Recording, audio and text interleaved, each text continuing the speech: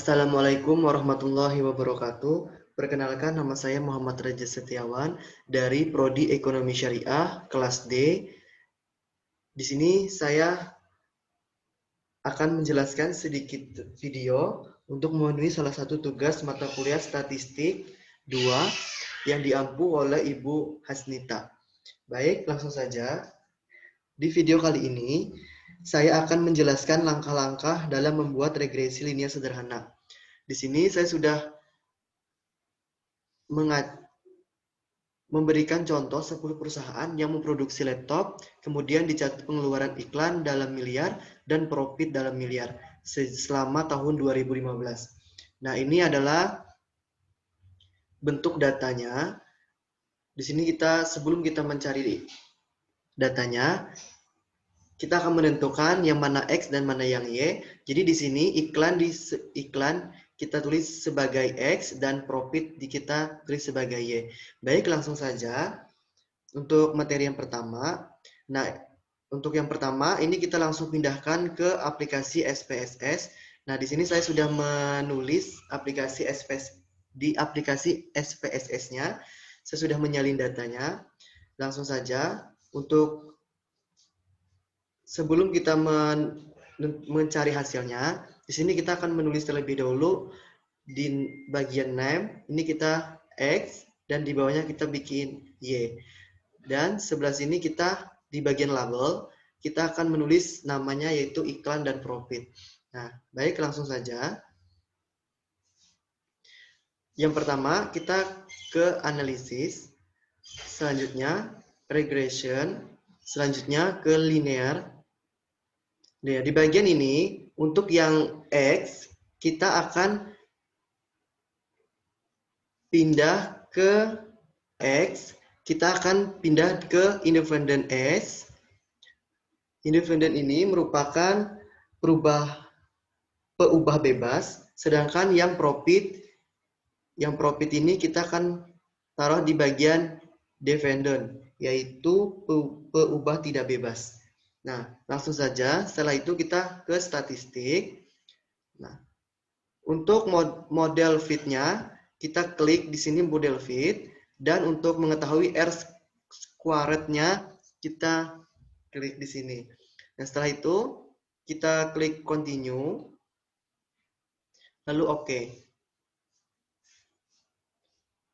Nah, di sini adalah hasil dari data yang hasil data dari 10 perusahaan tersebut. Nah, mungkin seperti ini hasilnya. Dan langsung saja untuk penjelasan selanjutnya. Pada bagian pertama, yaitu persamaan regresi linear sederhana. Nah, untuk mencari persamaan regresi linear sederhana, yaitu kita ambil dari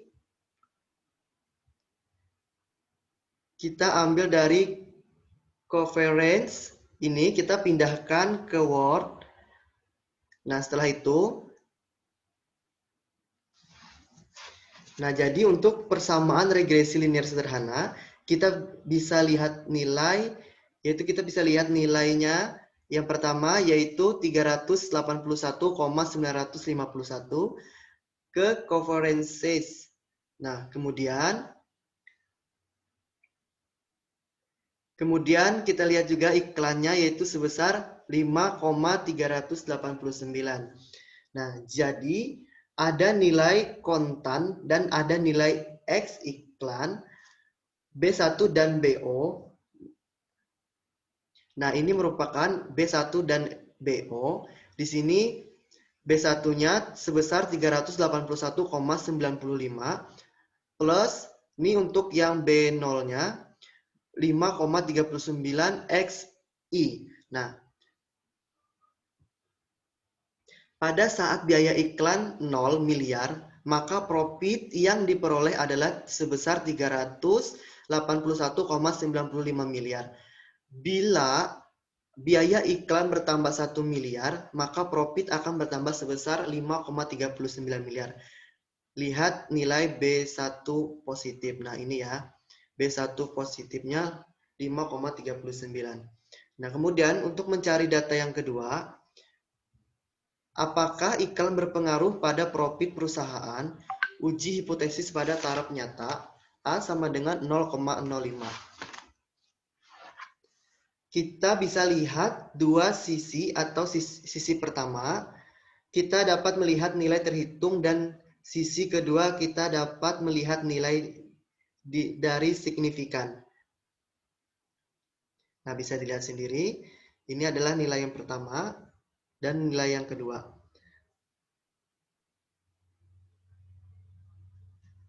Nah, inilah yang memudahkan kita dan menguntungkan menggunakan aplikasi ini ya. Karena di SPSS kita menghasilkan nilai signifikan, sedangkan pada perhitungan manual kita hanya bisa menghitung sampai di hitungan di mana jika kita melihat dari nilai terhitung kita.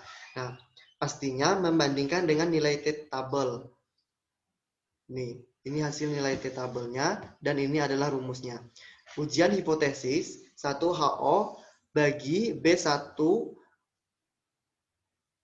0 versus H1 bagi B1 sama dengan 0. Kriteria pengujian, tolak HO jika T dikurang hit lebih besar TA per 2 dB sama dengan N per 2. Keputusan karena 8,64 ini ya, 8,64 ini lebih besar dari 2,306. Maka tolak HO yang artinya iklan berpengaruh pada profit perusahaan. Adapun uji hipotesis 1 HO bagi B1 0 dan H1 bagi B1 sama dengan 0. Kriteria pengujian ditolak HO jika C lebih kecil 0,05.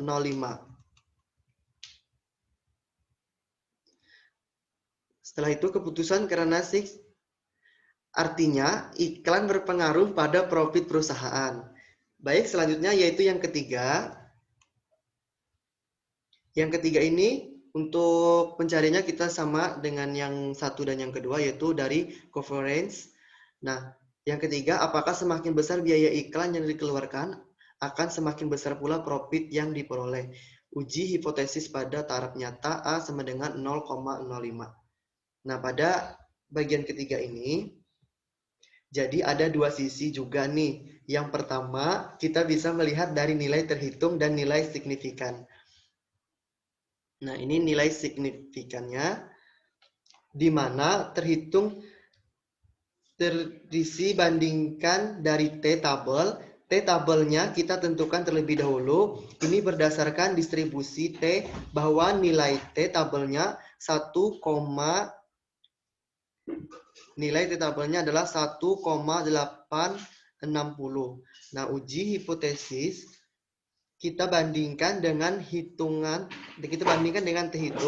karena nilai terhitung lebih besar dari nilai T, maka tolak HO yang artinya maka dikatakan dengan tolak HO. Nah, bagaimana jika dilihat dari signifikan? Nilai signifikan di sini hipotesisnya seperti ini. Untuk B1 lebih besar 0. Ini ya. Untuk B1 lebih besar dari H0. Lebih besar dari 0. Karena di sini kita melihat apakah pengaruhnya positif, linear, atau tidak. Nah, di mana tolak HO jika tolak signifikannya 0,05. Nah, keputusannya karena si lebih kecil dari 0,05, maka tolak HO yang artinya iklan dipengaruhi pada profit perusahaan. Selanjutnya yaitu yang keempat, menghitung nilai koefisien determinan. Pada tabel keempat, pada pertanyaan yang keempat ini adalah kita ambil dari ini ya, kita ambil dari ini. Nah, dari ini kita ambil sampai sini. Terus itu kita pindahkan ke bagian kertas lembar kertas kerja. Nah, yang terakhir beberapa nilai koefisien determinasinya. Jadi nilai koefisien determinasinya bisa kita lihat pada hasil model summary dari R squared-nya 903 ini ya. Nilai S squared-nya 903. Apa artinya? Jadi nilainya artinya adalah sebesar 0,093.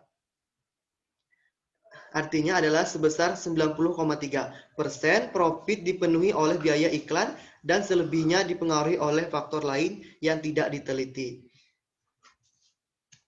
Mungkin itu saja yang bisa saya sampaikan.